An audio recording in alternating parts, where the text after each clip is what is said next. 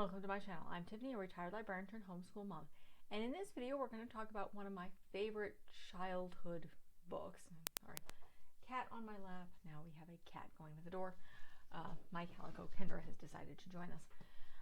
But back to the review. So this is one of my favorite childhood books. This is Dinotopia. So by James Gurney. He's also the illustrator. That is the main thing in this book. He's an artist. So that's how this book got started. In fact, it's based off, originally started with this painting here, and then another one here. Let me pull it up. Waterfall City is the title of this painting. So this book is absolutely filled with absolutely beautiful art. I will pull up the other painting that is used. Let's bring this here. Waterfall City here. All right. Almost there. This one. This is the other. This is absolutely utterly beautiful. So you can see that. That is Waterfall City. Now, the story starts out with the author claiming he's in this British library. He finds this old journal by this man by the name of Will Dennison. And I believe the dates on here are, sketchbook is Will Dennison in, what is the year? It's the 1800s. Yeah, the story starts on November 10th, 1862. So the story tells the tale of Will Dennison and his son, Arthur Dennison and his son Will, who when Will was about 10 years old, his mother died, and his father decided to leave the United States. They were apparently living in Boston, because he says they take off from Boston to kind of heal from his Will's mother's death. So both Arthur and his son were they went on this voyage. It was a 2-year voyage before they shipwrecked. They had been at sea for 2 years at the time. So they had been traveling the world. And I believe their last port of call was Hong Kong in the story. So, and then their ship is hit by a squall. They're the only survivors. They're rescued by dolphins and brought to an island. So they land on their not a deserted island, on an island called Dinotopia. So they land. At first they run into a tiny little protoceratops who they later meet. Is by the name of Bix, but Arthur basically doesn't realize, one, she speaks, and two, she's a translator, but nonetheless, he hits her with the rocks. They're suddenly surrounded by a bunch of larger dinosaurs. People realize, one, they speak English, two, they call dolphinbacks, and that's pretty much how the humans have populated Dinotopia. Is essentially they all come from shipwrecks, and various generations of people who have come from shipwrecks who've been brought by dolphins to this island, which is populated by speaking civilized dinosaurs. So that is the basis of this story. So in the beginning of the story, Will and Arthur are brought to the hatchery, which is where the story starts, which is apparently how they control their population. Is a dinosaur only lays like 1 or 2 eggs in. I think somewhere between 1 and 3 eggs in a lifetime. So that's how they have at least a dino population control. With the exception of the T-Rex, most of the dinosaurs, meat-eating and vegetarian, now get along. So I think most of the non-vegetarian dinosaurs eat fish. So they obviously do not hunt the other dinosaurs, because this is a civilization. So Arthur and Will spend some time recovering at the hatchery, learning a little bit more about Dinotopia, but they have to go register at Waterfall City. So they travel first to a different town. Here, I'll pull up the map here. Trace their journey, because it has an entire map here. I'll show that here. Entire map. That is in Dinotopia. Kind of looks like Australia, to at least a mixture of Australian parts of Africa, India down at the bottom. But they start up here near the hatchery. They go to a town called Puktuk, where they meet up and they with a man by the name of Crab, who leads them to Volcanium. He's not Crab is probably he shows up, and there's 2 books here that I have, and Crab is not heavy. He's kind of the guys that you would find. He's a drifter, so he helps out in Volcanium, bringing basically ore there. And they go to Volcanium, and they're there for a while. They realize Crab is a little shady. A Skybix and his rider, which is a can't remember the actual name of the dinosaur, not to mention I probably couldn't pronounce it, but they're giant flying dinosaurs. Skybix is not the actual name. There's a different scientific name there for them. But the Skybix comes, basically says you're wanted in water. After delivering a message, you're wanted in Waterfall City. Here, I have a cat. Here, cat. That is Kendra. She's almost 12 as of the shooting. She is mine. I brought her home from Romania. She's cranky because she's nearly 12 and there's kittens in our house. So she's cranky. Okay, so they go to Volcanium. Eventually, they're like, you need to go to Waterfall City. So they travel to Kendra. They get a translator. One of the people in Volcanium gets this translator and basically a guide, which turned out to be Bix, which is a little pink dinosaur. See if I can find. Yeah, so here's the beginning of the story, and you have Bix, and the girl with her is Sylvia. Sylvia shows up later in the story. She's her and Will become friends later a date. So his son Will in this story is about 12 at this point. So they travel to Waterfall City with Bix's help, learning, and they spend about a year and a half there learning to read and write and learn the history of Dinotopia. So they become basically integrating into their culture. See if I can bring a picture. So here's the Skybix, the beautiful. Will falls in love with these. He wants to become a Skybix rider. That's his thing. So, and again, here's this beautiful painting of Waterfall City. And then there, absolutely, utterly gorgeous art. So they spend about a year or so here learning the reading, the writing, and the culture of Dinotopia before Will is able to. He has enough knowledge to go and learn how to be a Skybix rider. So they leave and they go to another town, which is, let's see, I can find the name the other time. So, but where the heck are they going? I believe the town. I'm gonna get back to the map here. It's been a while. So they go from Waterfall City down to. They go across. Let me see. They go to the capital, but they go to some other. They go to Tree Town, which is so.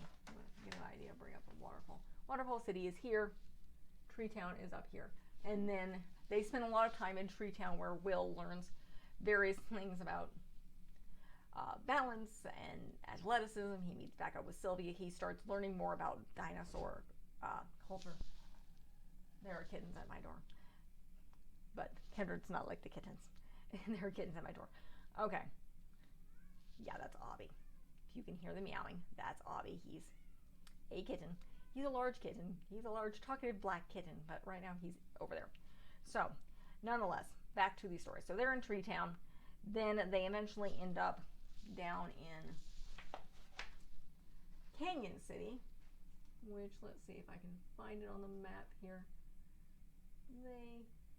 They come down here. So they come to Canyon City, which is down over here. So, and Will starts training as a pilot, and his father goes into and actually disappears. Will goes down and, Arthur goes down to the world beneath. So he disappears for a while. So then you go through Will's training and how him and Sylvia climb up. They go, where are they? Up they go. They go up to the Sky Galley Caves. They do a bunch of climbing, which kind of proves that their Skybix can trust them. So, let me move this cat. Cat, you're irritating. Go down. Sorry, Kendra is irritating. And then after they do this, they essentially prove themselves. and they ending up at the capital, which is Sarlapis. I can't pronounce that. And turns out that Bix, who had been with them, had gone after Arthur because he'd been gone for several months. So now remember, Will's gone from 12. He's roughly about 13, 14 at this stage. So they end up back at Waterfall City. That's kind of where the story ends. But Arthur is very much obsessed with the world beneath. He's the personality you get. He's a scientist. He's a professor. So, and this is the turn of the century. This is the age of the steam engine and technology. And he becomes very much obsessed with that. Why his son is more adapting to the culture, the nature, connecting to kind of the earth, and essentially his Skybex, which is a flying, not necessarily, he's not a dinosaur. He's a flying creature. See if I can find what they're called here. And get a little bit closer. And the art in this book is just amazing. So, yes, the Skybex shows up, and let's see, what are they called? I'm going to... Yeah, I cannot pronounce this. It's Quasicultus. Yeah, I'm not good at my dino names anymore, but that's the name, is the Quasicultus Skybex. So they're giant flying dinosaurs. So Will becomes very connected to that. They don't actually speak, so they have to communicate. They're more intelligent than a horse, but they're still not easy to communicate with as, say, the regular dinosaurs, which actually somehow speak English and various other languages. I don't know how that works. They don't explain it. Again, it's a fantasy story. So basically, that's what the story tells, and it ends essentially. Arthur has built this little submersible, and they go down and they get stuck, and they nearly die in the world beneath, which is the second book. So meanwhile, basically that's kind of where it's Sylvia and Will, who are bonded with their Skybex, they've become apprentice Skybex writers at the end of this story, and that's kind of where it ends with them, Will and Arthur meeting back up in Waterfall City, and his father's kind of obsession with the world beneath and supposed mechanical dinosaurs. Again, that comes up in the world beneath, which is the second book. So I love this book. It's beautiful. The art's fantastic. The story is very much one of discovery. It's very steampunkish, if you're familiar with that. There are people who are combining Victorian age with the kind of the steam engine, almost futuristic kind of area. That's kind of where this book fits a little bit. You definitely have a lot of the fantasy. This is great for kids who are obsessed with dinosaurs. I mean, I was obsessed with dinosaurs. If you're studying art, I mean, that's mainly what the author is. He's not a writer. He's an artist. I mean, you can tell. Let's see. I mean, look at some of this art. It's absolutely, utterly beautiful. I think there's one of my other... They show how dinosaurs see in this book, which I think is really cool. I'm going to pull up that picture here. Let's see. It's an amazing story. I love the idea. It's very much a civilized dinosaur world.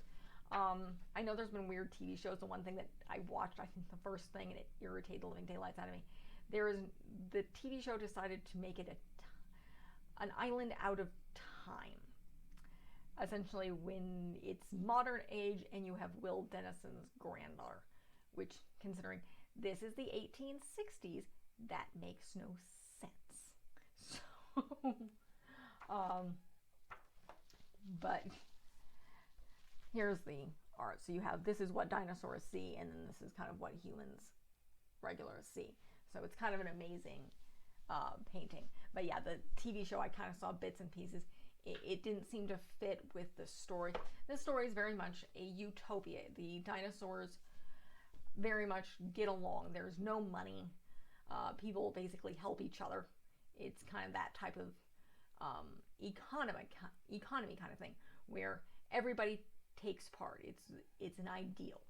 I mean, obviously you have giant dinosaurs, and humans help.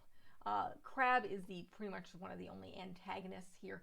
He's kind of shady. He shows up a little bit more in the second book. He does not want to be on the island because he would be a grifter in the real world. So he would be most likely someone who would be a gambler. And that's very much what he is. I have a cat here. Hi, Kendra. Being irritating. But he does not like it. He shows up a little bit more in We'll Cover the World Beneath. That's that book. Now, I do believe there is a third, maybe a fourth book. I only have the first two, so I want to get the other ones because, again, I love dinosaurs, and you cannot beat the art in these books. The part of it was the author did some stuff and sketches for anthropologists and archaeologists for National Geographic. So he did a lot of the sketches and recreating worlds that you cannot see because they're just ruins. Waterfall City, if you kind of look at the pictures, it gives more of a map. I'll show it in the video when I do the World Beneath.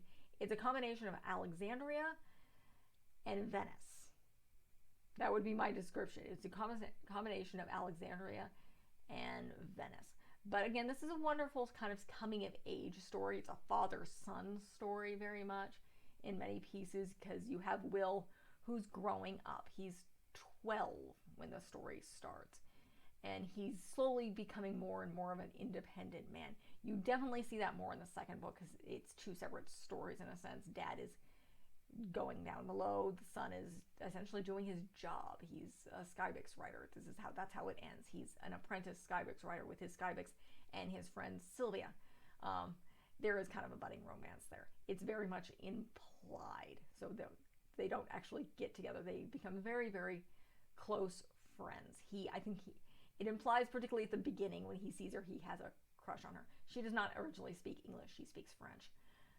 So, and they do find people who speak English only. It's very, very old English. Again, people who land there, it's kind of different. Bix somehow understands what they're talking about.